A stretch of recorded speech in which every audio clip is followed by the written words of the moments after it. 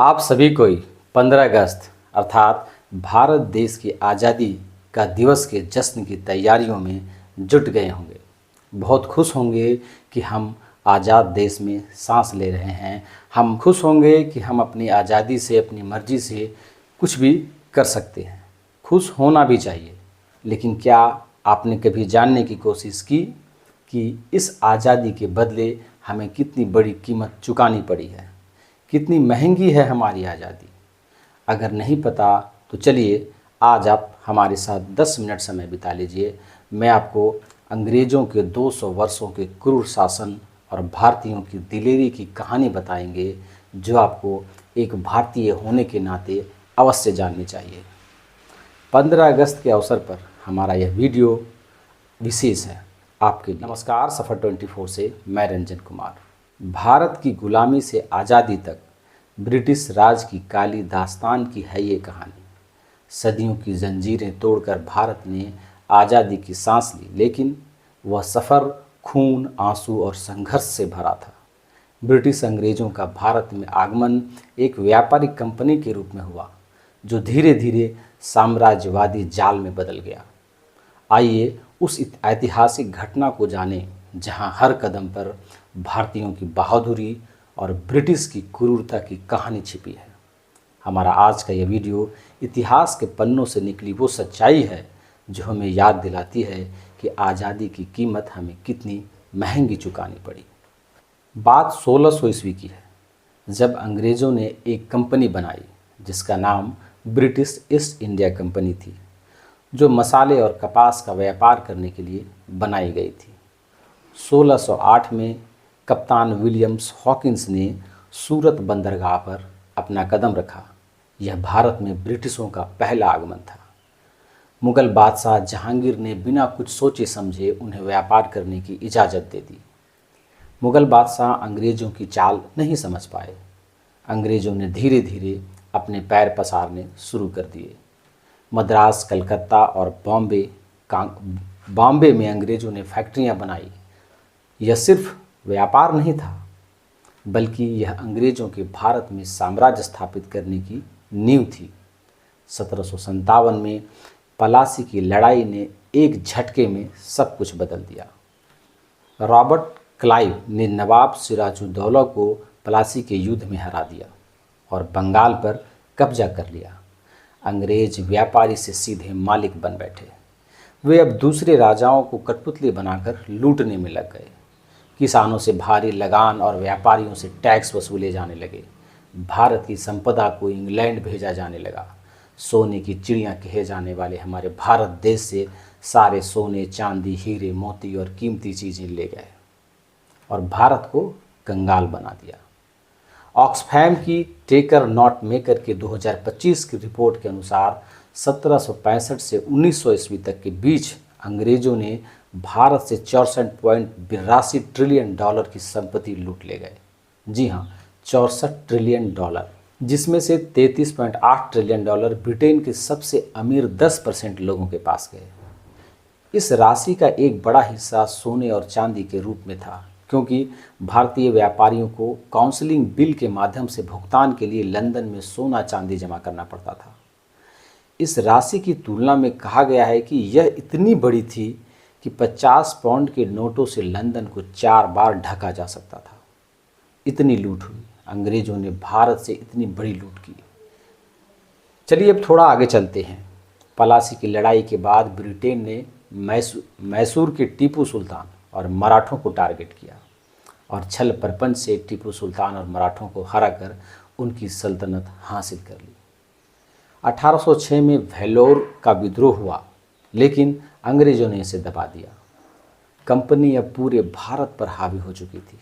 पंजाब, सिंध, अवध सब उनके कब्जे में था, लेकिन भारतीयों का गुस्सा फूटने ही वाला था। 1857, जी हाँ, 1857 में प्रथम स्वतंत्रता संग्राम, जिसे सिपाही विद्रोह भी कहते हैं, छिड़ गया। मंगल पांडे से शुरू हुआ यह विद्रोह रानी लक्ष्मीबाई, तात्या टोपे और बहादुर शाह जफर जैसे वीरों ने संभाला। इस बहादुर देशभक्तों ने ब्रिटिशर्स की नाकों में दम कर दिया। रानी लक्ष्मीबाई ने तो किसी भी हाल में अपना राजकाज ब्रिटिशों को सौंपने से मना कर दिया और अंतिम क्षण तक अंग्रेज़ों से बहादुरी से लड़ी। लेकिन अंग्रेज़ों ने धोखे से सभी को बेरहमी से मार डाला। भारत पर पूरी तरह कब्जा करने के लिए अंग्रेज़ों ने राजाओं के अलावा हजारों निर्दोष और आम लोगों को भी मौत के घाट उतार दिया। गांव के गांव जला दिए गए। लेकिन 1857 का यह विद्रोह ब्रिटिश कंपनी को हिला कर रख दिया और यहीं से अंग्रेज़ों के अंत की शुरुआत की पटकथा लिखी गई। अब 1858 से 1914 तक की घटनाक्रम को देख लेते हैं। 1858 में ब्रिटिश संसद ने भारत को कंपनी से छीनकर क्राउन के अधीन कर लिया। अब भारत को ईस्ट इंडिया कंपनी नहीं चलाएगी बल्कि सीधा इंग्लैंड से हुकूमत चलेगी। जी हाँ, जिसकी घोषणा रानी विक्टोरिया ने किया। भारत अब ब्रिटिश साम्राज्य का रत्न था, लेकिन असल में गुलाम था। अंग्रेज़ों ने रेलवे, टेलीग्राफ ऐसे कई तकनीक का विकास किया, लेकिन भारतीयों के लिए नहीं बल्कि ब्रिटिश लूट को आसान बनाने के लिए। भारत की खनिज संपदा को ट्रेनों और जहाज़ों में भर भर कर इंग्लैंड ले जाया जाने लगा। धीरे धीरे दीमक की तरह अंग्रेज़ों ने भारत को कंगाल कर दिया। लोगों को बाजबरन उनके इच्छा के विरुद्ध काम कराया जाता था। बाजबरन नील की खेती कराई जाती, जिससे किसानों की ज़मीन बंजर होने लगी। भारत के किसान मजदूर अनाज के लिए भूखे मरने लगे, परंतु अंग्रेज़ों की लूट जारी रही। उन्होंने भारतीयों को मरने के लिए छोड़ दिया। फिर 1885 में इंडियन नेशनल कांग्रेस की स्थापना हुई, जिसने भारतीयों के जीवन में सुधार की मांग की। इसी दौरान बाल गंगाधर तिलक और गोपाल कृष्ण गोखले जैसे नेता उभरे, जिन्होंने अंग्रेज़ों की दमनकारी नीतियों के खिलाफ खुलकर आंदोलन किया और लोगों को जगाया। फिर 1905 में बंगाल विभाजन ने विरोध की आग को और भड़का दिया। दरअसल बंगाल का विभाजन अंग्रेज़ों की सोची समझी साजिश थी। धर्म के आधार पर हिंदू और मुसलमानों को बांटने की कोशिश थी और बहुत हद तक इसमें वो सफल भी रहे। फिर आया प्रथम विश्व युद्ध की बारी। जी हाँ, प्रथम विश्व युद्ध जो 1914 से 1918 तक चली, जिसमें भारत ने ब्रिटिशों की मदद की। मित्र राष्ट्र की ओर से ब्रिटेन को मदद करने के लिए लगभग 13 लाख भारतीयों ने प्रथम विश्व युद्ध में हिस्सा लिया, जिसमें लगभग 1 लाख भारतीय मारे गए। इतने बड़े बलिदान के बाद भी ब्रिटेन की सरकार ने भारतीयों के साथ गिरी हुई दमनकारी और सबसे घटिया हरकत किया। 13 अप्रैल 1919 को जब अमृतसर के जलियांवाला बाग में ब्रिगेडियर जनरल डायर ने निहत्थे प्रदर्शनकारियों पर गोलियां चलवाई। बैसाखी का वो दिन कभी भुलाया नहीं जा सकता। लोग मेला देखने आए थे और जलियांवाला बाग में एक शांति सभा कर रहे थे। जलियांवाला बाग पूरी तरह खचाखच भरा था। इस भीड़ पर बिना किसी चेतावनी के जनरल डायर ने अचानक गोलियां चलवानी शुरू कर दी। 15 मिनट तक लगातार गोलियां चलाई गई, जिसमें लगभग 1500 से अधिक लोग मारे गए और लगभग 2000 से अधिक लोग बुरी तरह से घायल हो गए। इस घटना ने अंग्रेज़ों की छोटी और गिरी हुई मानसिकता को दर्शाया, परंतु साथ साथ इस घटना ने भारतीय स्वतंत्रता संग्राम को और भी तेज कर दिया। स्वतंत्रता की लड़ाई में महात्मा गांधी के योगदान को भुलाया नहीं जा सकता। 1915 में महात्मा गांधी दक्षिण अफ्रीका से भारत लौटे और सत्याग्रह की मशाल जलाई। 1920 में असहयोग आंदोलन से अंग्रेज़ों के घमंड को तोड़ा और 1930 में नमक सत्याग्रह अर्थात दांडी मार्च से भारतीयों की आत्मनिर्भरता को प्रदर्शित किया। और फिर 1942 में भारत छोड़ो आंदोलन ने ब्रिटिशों के 200 वर्षों की जमी जमाई व्यवस्था को हिला कर रख दिया। यहाँ एक और शख्स है जिनकी बात करना हम नहीं भूल सकते, सुभाष चंद्र बोस, जिन्हें नेताजी के नाम से हम जानते हैं। अपनी दिलेरी के लिए जाने जाते थे।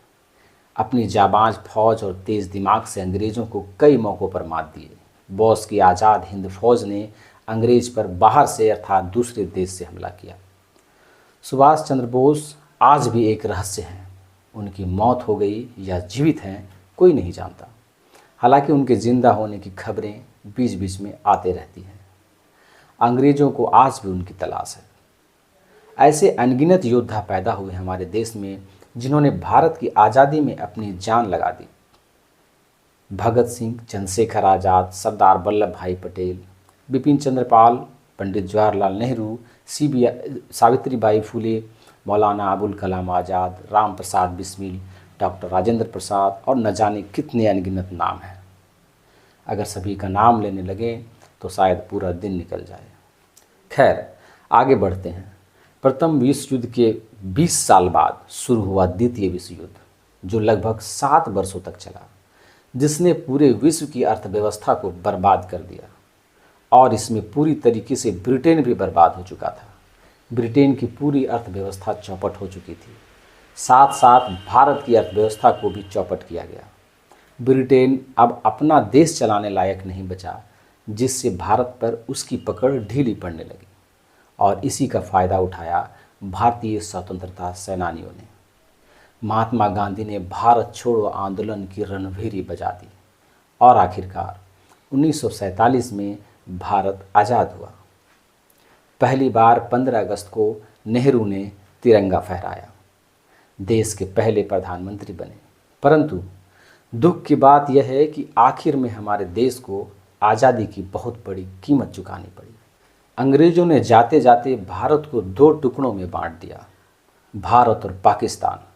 एक तरफ जहां आज़ादी की खुशियां थी, दूसरी ओर देश में लहू बह रहा था, भाई भाई को काट रहा था। ट्रेनों में, बसों में और सड़कों पर लाशें बिछी थी। धर्म के आधार पर अंग्रेज़ों ने भारत का जो विभाजन किया, वह भारत के लिए और पाकिस्तान के लिए जिंदगी भर का एक घाव बनकर रह गया। आज भी भारत इसकी कीमत चुका रहा है। यह था ब्रिटिश राज का काला अध्याय, 200 साल की लूट, दमन और संघर्ष की कहानी। लेकिन भारतीयों की अटूट इच्छा शक्ति ने अंग्रेज़ों से आज़ादी छीन कर ले ली। अंग्रेज सपने में भी नहीं सोचे होंगे कि जिस देश को 200 वर्षों तक गुलाम बनाए रखा, एक दिन वहाँ से खाली हाथ लौटना पड़ेगा। आज ब्रिटेन की हालत भारत से बदतर है। आज ब्रिटेन की अर्थव्यवस्था केवल इसलिए चल रही है क्योंकि भारत से लूटे हुए खजाने अभी भी अंग्रेज़ों के पास हैं, जिससे उनकी दाल रोटी चल रही है। आज का ये वीडियो आपको कैसा लगा कमेंट करके ज़रूर बताइएगा। आज इतना ही, फिर मिलेंगे किसी और वीडियो के साथ। बने रहिए हमारे चैनल सफ़र 24 के साथ। तब तक के लिए नमस्कार, धन्यवाद।